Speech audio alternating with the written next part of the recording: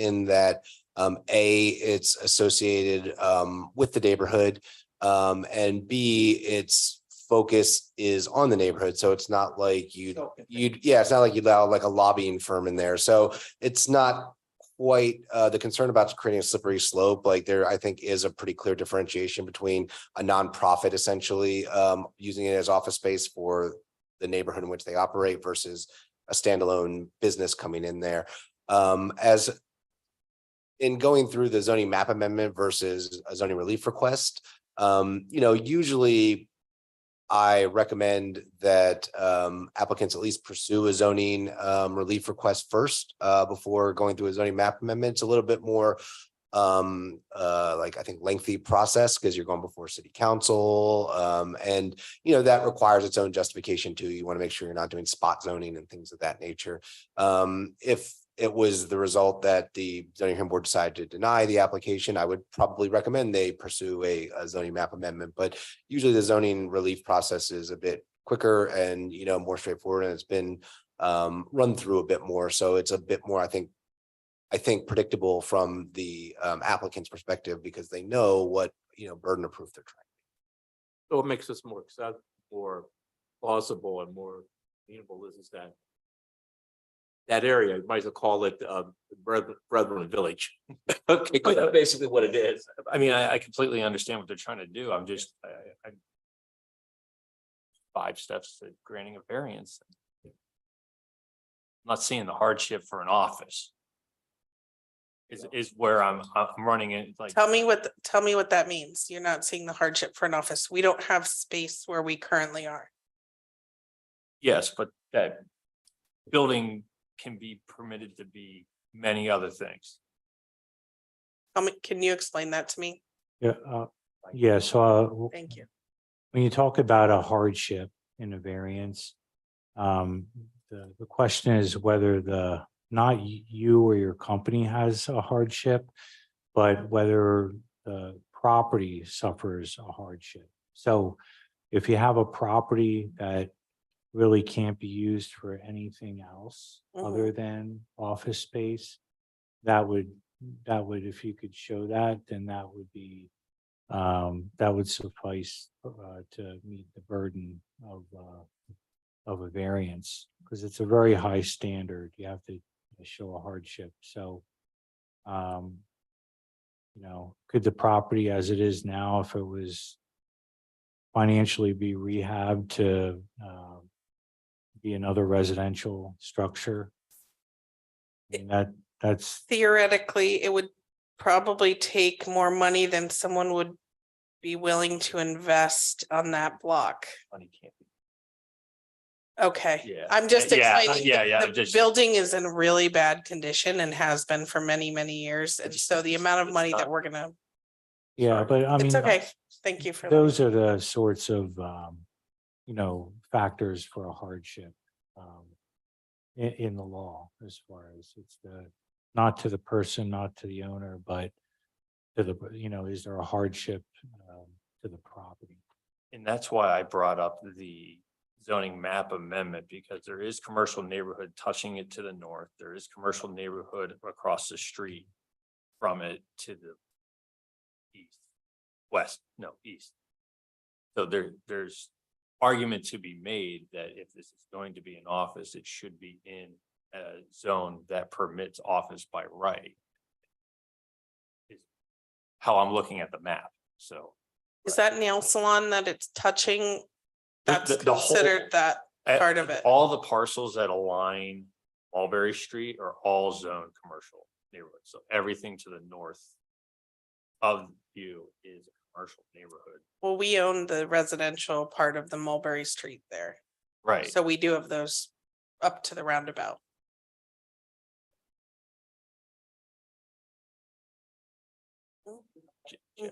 Thoughts on that? What's that? Map amendment? Again, we don't have people go through the map amendment a lot. I think, like I said, my big concern when somebody requests a change is the spot zoning issue. As you've noted, there is contiguous CN zoned properties nearby, so you're not really doing a spot zoning thing. So do I think that would get through? Probably, I mean, it's tough for me, I'm not the one making the decision at the end of the day, it's city council. But I think there's justification for it. So. Just one more question. So I'm looking at the building. When I walk this area, is there any historical perspectives on this building? And I'm thinking more or less the Mulberry Street area. That used to be one of the terraces that now overlook downtown. And I'm looking at the way the building's put together. I'm just looking at the pictures of it. Have you guys talked to Dave Morris and the Historical Society at all about this building? Well, it's in the Mount Pleasant National Historic District. It's not in a municipal historic district. And my guess is it probably doesn't rise to the level of justifying like individual listing.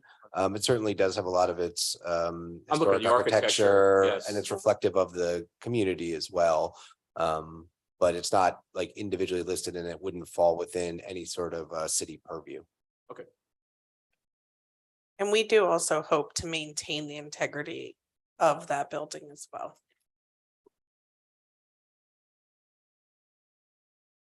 I'm gonna open up. The floor to the audience. I'm gonna start to my right. Anybody in the middle?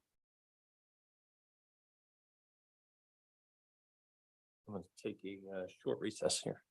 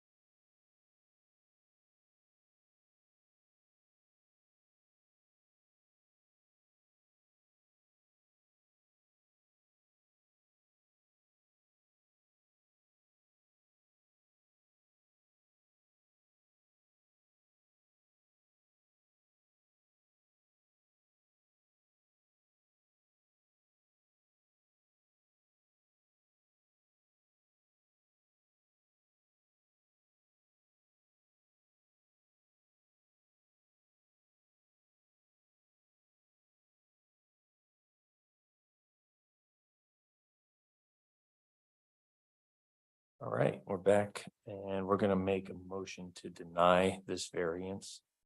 Do I have a second? I'll second. Seconded by Mr. Phipps. All in favor? Aye. Aye. Opposed? Motion carries. Thank you.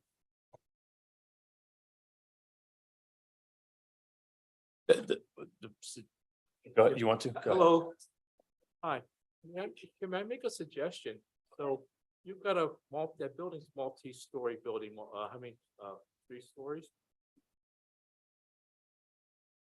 Yeah, I hope I don't go in trouble with this. You want to go outside? Yeah, right. I'll go outside and tell you this.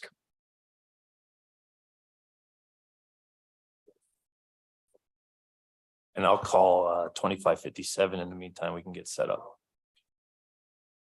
Okay. I'm gonna call 25.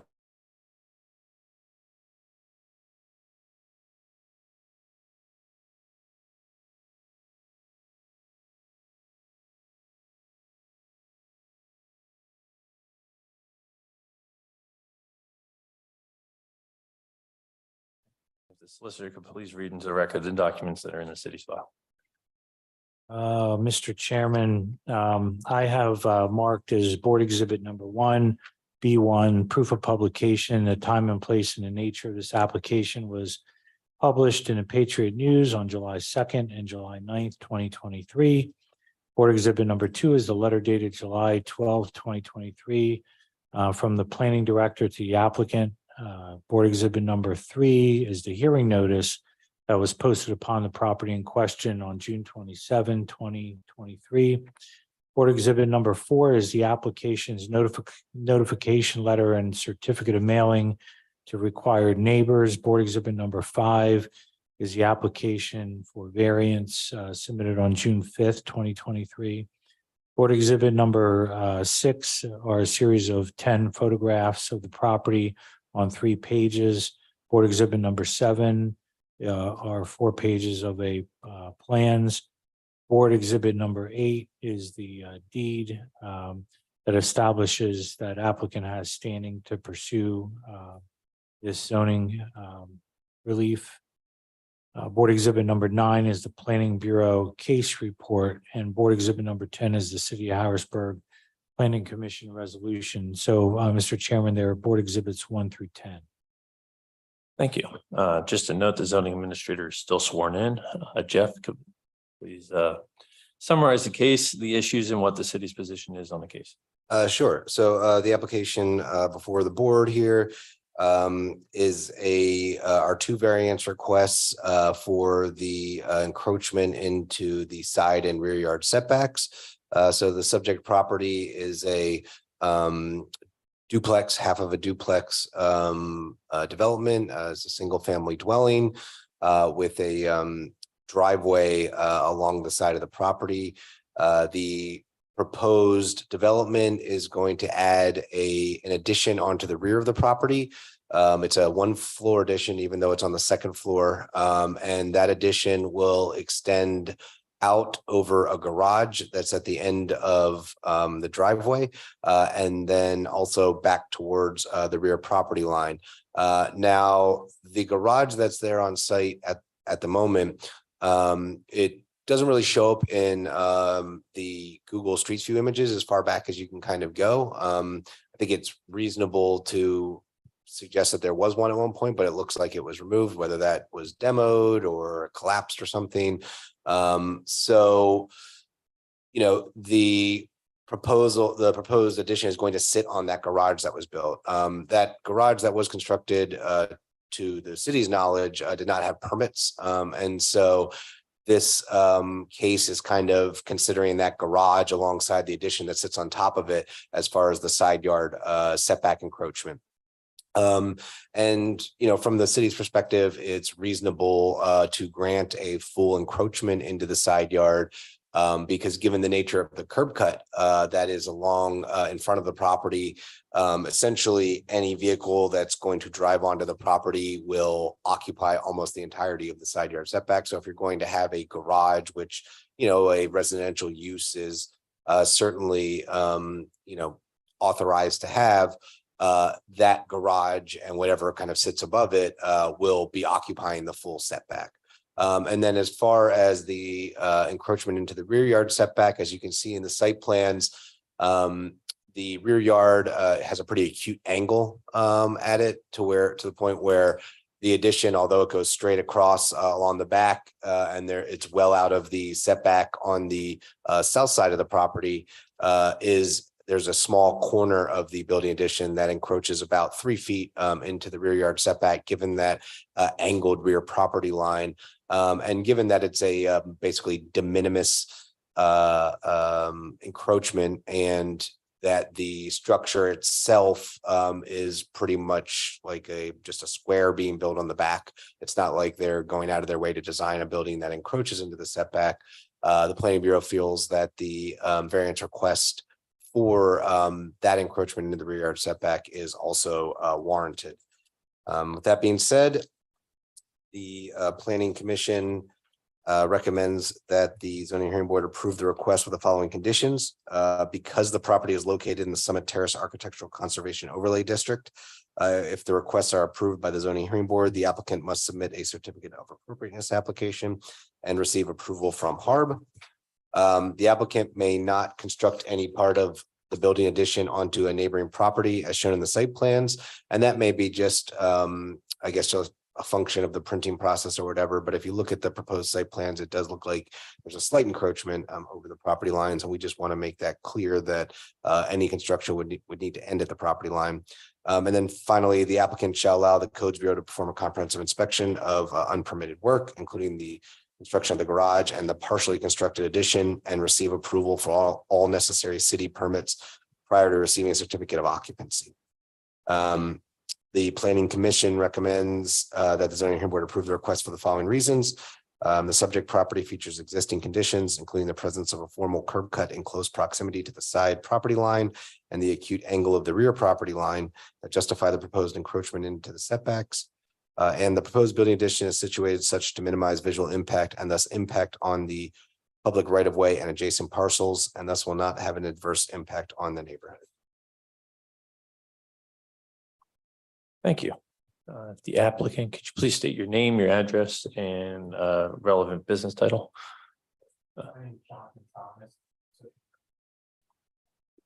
I'm representing tonight Mr. Larry Brown Sr. He is an employee of UPS and unable to make this today.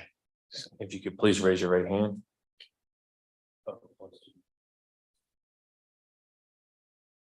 So I'm listed in the application as site designer. I did do the survey work, the architectural survey work and site work that has been done to document and do the site sketch and the planning. Sounds good. All right, please raise your right hand. Do you swear or affirm that the testimony you're about to give in this case will be the truth, the whole truth, and nothing but the truth? Yes. All right, thank you. Please tell us about this project. So I met with Mr. Brown the beginning of this year. I'll say he's owned this property since 2004. However, living at some period over these last 19 years in a different residence. At this point, his wife and him now live in this residence, and they just like to be able to expand to better be able to use this residential single family townhouse or attached townhouse. So he discussed with me that they'd like to build out over the garage, the 2 spaces that this would accommodate. Over the garage would begin, there would be 2 items. There's some home office. Post-COVID, obviously, there's a lot more at home working. So just the opportunity to have a interior space that they can fit out for a home office. Both of them have small needs for that, as well as an expanded bedroom off that second floor. You'll see there is to the rear of the property right now, there's actually a deck that's about 12 feet, extends about 12 feet off the house.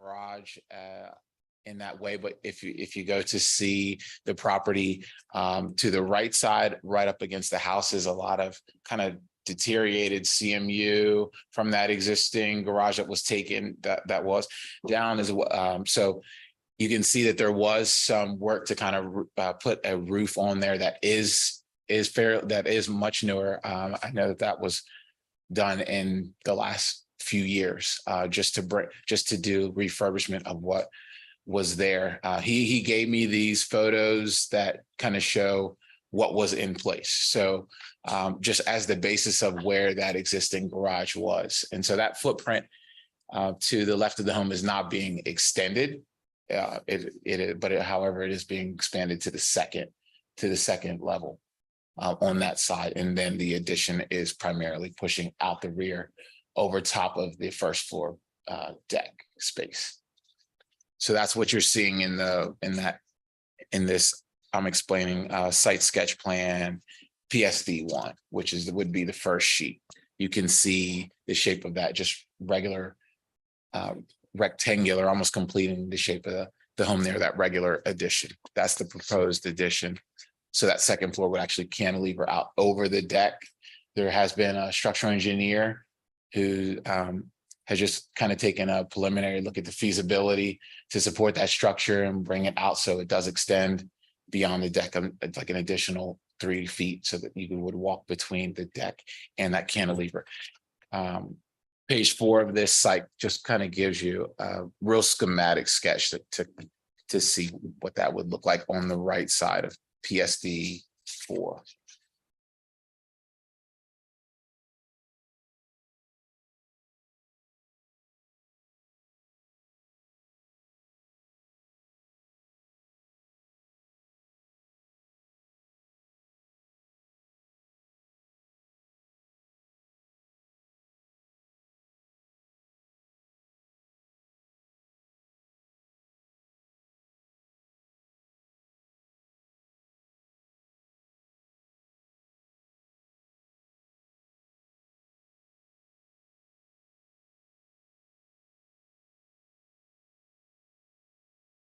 Any thoughts on the conditions that are set forth? No, he's okay with the conditions that have been set forth by planning commission. That's great. Mr. Holmes. But I just want to clarify, so on PSD 4, so that the right side of that is the back of the house, correct? That would be Yes. overhang for the existing deck. Mhm. Okay, all right, thank you.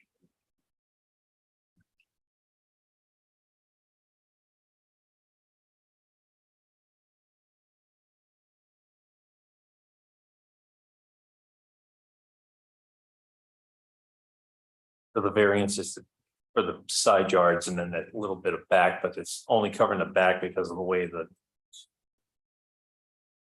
That property line is. property line goes, because of the way the wall or whatever, the way the Right, nature cuts. exactly. Well, you've got, I don't know that nature, it's Jonestown Road back behind there. And so that's what like sets that really, like I said, acutely angled rear property line. I mean, you can see in the drawing how far it is, from the rear property line on the garage side, and it, they're just building a rectangular addition basically, and just given the nature of the back of the rear property line, it causes that small encroachment there on the northwest corner. Okay. I was bringing up the GIS.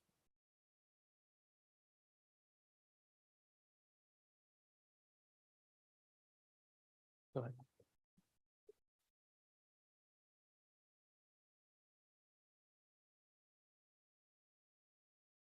Yes. To sheet 2 PSD -2 is still the first floor plan. So you can see the first floor egress will not be interrupted. It's going to there's a kitchen on that first floor inside of that door. So you'll still be able to come out, and there's stairs because the site does begin to drop off beyond the cantilever. There's egress is not being disturbed from the first floor.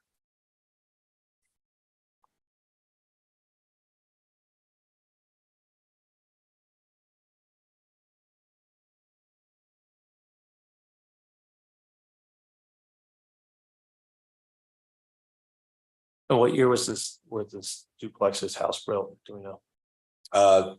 Similar county's records say 1900. Tough to tell whether that's before or they just estimated. So it's been up there a while. Yeah. It's one of the older houses. Okay.